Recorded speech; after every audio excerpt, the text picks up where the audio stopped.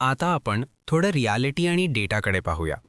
Direct selling म्हणजे फक्त एक आयडिया नाही, तर एक मोठी आणि वेगाने वाढणारी इंडस्ट्री आहे.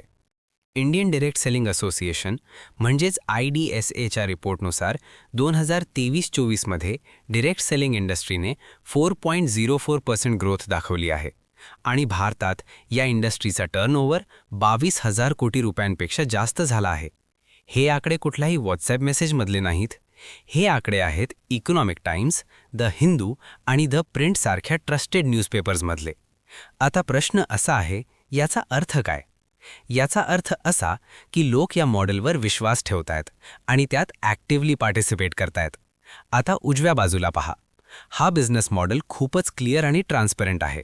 नो मिडलमॅन, म्हणजे कंपनी, यू, कस्टमर.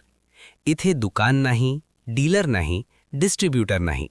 म्हणूनच प्रॉडक्ट क्वालिटी मेंटेन्ड होते, अननेसेसरी कॉस्ट कट होतो आणि फायदा थेट कस्टमर आणि बिझनेस ओनरला मिळतो. आज भारतात 88 लाखांपेक्षा जास्त डायरेक्ट सेलर्स आहेत आणि ही संख्या दरवर्षी वाढतेय.